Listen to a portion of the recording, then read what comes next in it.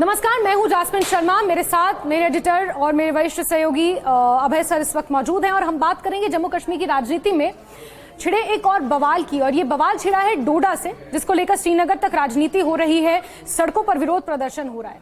मैं बात कर रही हूं डोडा से आम आदमी पार्टी के एकमात्र विधायक महराजुद्दीन मलिक का जो वीडियो वायरल हुआ था, जिसमें उन्होंने गाली गलौज की थी डीसी डोडा हरविंदर सिंह के खिलाफ। और उसके बाद ये पूरा मामला इस तरह आगे बढ़ा सर, और इसने इतना तूल पकड़ा कि डायरेक्टली पीएसए महराज मलिक के ऊपर लगाया गया और अब वो कठुआ जेल में बंद है। कैसे देख रहे हैं इस पूरे प्रकरण को सर?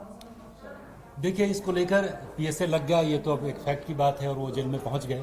लेकिन इसके ऊपर एक सियासी बवाल शुरू हो गया है पूरे प्रदेश में, और इस बात पर डिबेट शुरू हो गई है कि क्या उन पर पीएसए लगाया जाना चाहिए था। अब इसमें कई बातें इन्वॉल्व हैं, जैसे एमएलए हैं, पहली बार ये आया है कि कोई सिटिंग एमएलए है उसके ऊपर पीएसए लगाया गया है, और ये 1978 का एक्ट है जिसके तहत उनके ऊपर कार्रवाई की गई है। अब मुद्दा ये है कि उनके ऊपर लगाया जाना चाहिए था या नहीं लगाया जाना चाहिए था। इस बात का निर्धारण अब होगा कोर्ट में, जहां जाकर इसका पता चलेगा कि कितना लॉजिकल था और कितना फैक्ट सपोर्टेड था। अभी जो हालात बन रहे हैं उसमें जो पार्टियां हैं अलग अलग, जैसे उमर अब्दुल्ला खुद सीएम जम्मू कश्मीर के, उनका भी कहना है कि पीएसए नहीं लगाया जाना चाहिए था। आम आदमी पार्टी के एकमात्र नुमाइंदे हैं जम्मू कश्मीर में, तो जाहिर सी बात है आम आदमी पार्टी उसका विरोध करेगी। उसके बाद स्पीकर की भी भूमिका है इसमें।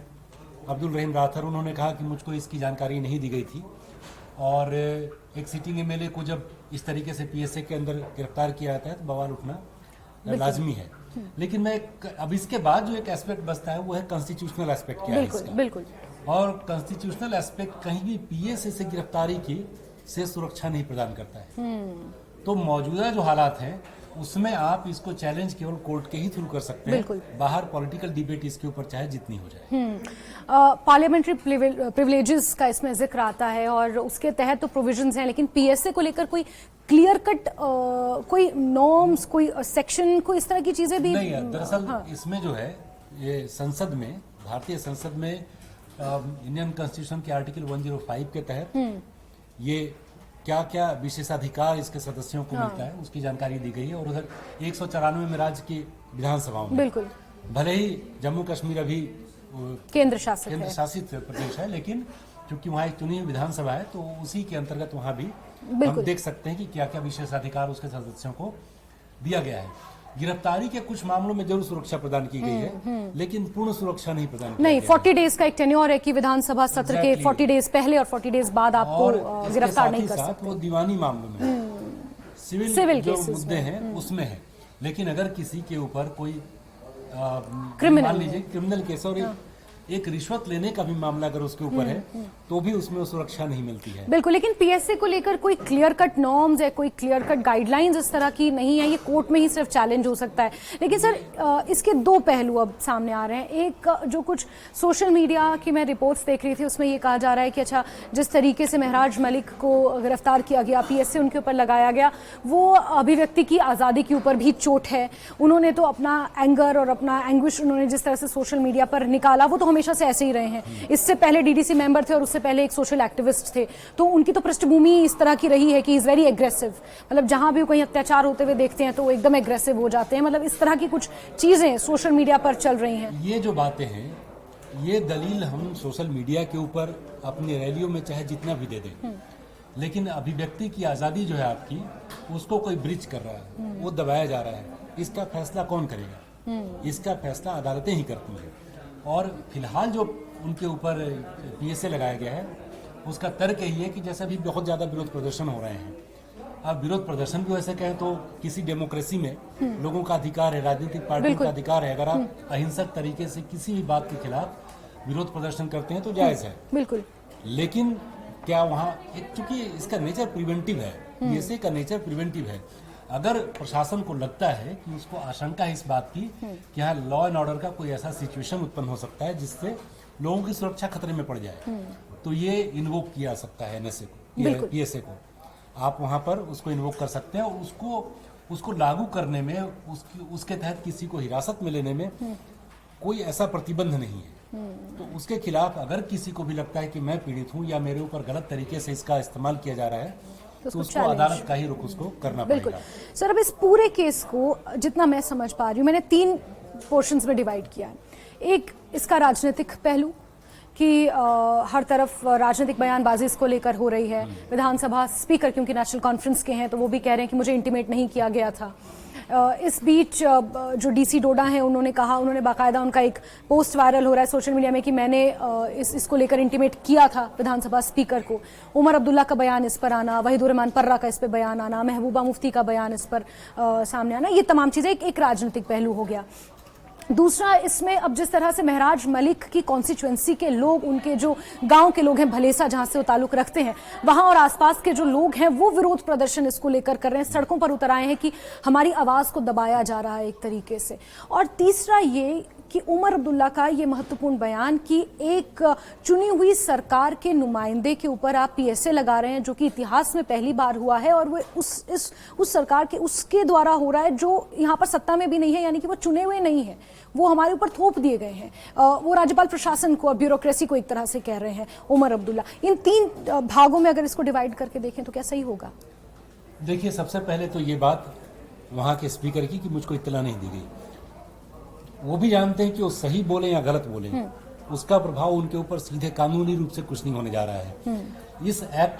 इस एक्शन को भले ही अदालत में चुनौती दी जाए, वहां जाकर जो भी फैसला हो, लेकिन स्पीकर का जो कहना है, और एक मैं भी ये भी कह दूं कि अगर डीसी कह रहे हैं कि हमने उनको इत्तला दी थी, पोस्ट करें, तो एक सरकारी अधिकारी है, गैर जिम्मेदार बात तो वो भी नहीं करेंगे। और ये कोई इत्तला देने वाली बात ऐसी नहीं है जिसमें हम आप एक दूसरे से एक इनफॉर्मल कम्युनिकेशन करते हैं। राइट। डीसी ने अगर विधानसभा अध्यक्ष को इसकी जानकारी दी है तो एक ऑफिशियल तरीका है, उसको एक उसका प्रोटोकॉल है कि आप किस तरीके से वहाँ अपना संवाद, अपनी बात वहाँ पर पहुँचा रहे हैं।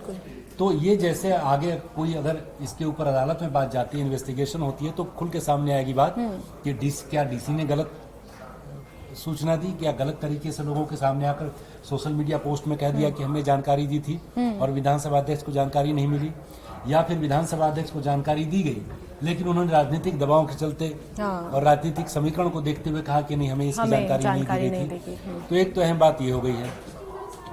दूसरी बात, उमर अब्दुल्ला की ये जो बात है कि पहली बार ऐसा हुआ है, तो ऐसी कई बातें पहली बार होती हैं। किसी सिटिंग एमएलए को या किसी को मुख्यमंत्री रहते हुए जेल में भेजना, ये भी पहली बार होता है। बिल्कुल। तो अगर उनके खिलाफ कोई ऐसा मामला बनता है तो कई बातें ऐसी हुई हैं जहां क्रिमिनल एक्ट के तहत ऐसे कदम उठाए गए हैं। अब बात भले ही पहली बार की नहीं हो, लेकिन जब आर्टिकल 370 को वहां से एब्रोगेट किया गया, उसमें फारूक अब्दुल्ला, खुद उमर अब्दुल्ला और महबूबा मुफ्ती को नजरबंद किया गया था, जबकि उस समय Farooq Abdullah member of parliament थे।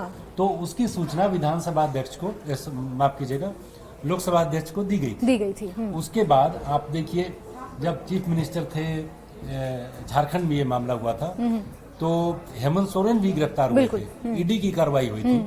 वही नहीं था उसकी, और आप जाके देखें तो आप नवनीत राणा को देखें, जो एमपी से, महाराष्ट्र से एमपी हैं, और उनके हस्बैंड दोनों को ही गिरफ्तार किया गया था। और उनकी सूचना नवनीत राणा की सूचना भी, चूंकि वो मेंबर ऑफ पार्लियामेंट थी, लोकसभा अध्यक्ष को दी गई थी।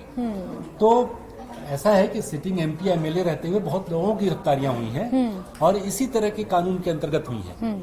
वहां भी उन्होंने उसको कोर्ट में चैलेंज किया और वहां से नवनीत राणा को बेल मिली थी। तो फिलहाल जो महराज मलिक का मामला है, इसमें भी उनको अदालत का ही रुख करना पड़ेगा और वहां जाकर अदालत को कन्विंस करना पड़ेगा कि हमारे खिलाफ गलत तरीके से पीएसए का इस्तेमाल हुआ है। बिल्कुल, ये पब्लिक सेफ्टी को लेकर जिस तरह से उमर अब्दुल्ला भी सवाल उठा रहे हैं और तमाम राजनीतिक पार्टियां यही सवाल उठा रही हैं कि जो भी प्रकरण हुआ, क्या उसमें पीएसए लगाना वाकई जरूरी था, या फिर एक राजनीतिक द्वेष के चलते या फिर किसी गलत भावना से उनके ऊपर पीएसए लगाया गया है। बहरहाल इस बीच असदुद्दीन ओवैसी ने भी महराज मलिक का सपोर्ट किया। उन्होंने कहा है कि विपक्ष की आवाज को दबाने के लिए सरकार हमेशा से इस तरह के कदम उठाती रही है और इस तरह के कानून लोगों के ऊपर थोपती रही रही है और पीएसए के तहत न जाने कितने लोग, 400 का आंकड़ा उन्होंने बताया कि लोग अभी भी जेलों में बंद हैं। बहरहाल इंतजार ये हो रहा है कि महराज मलिक की तरफ से इसमें क्या कोर्ट में चैलेंज किया जाएगा, और अभी कठुआ जेल में वो बंद हैं।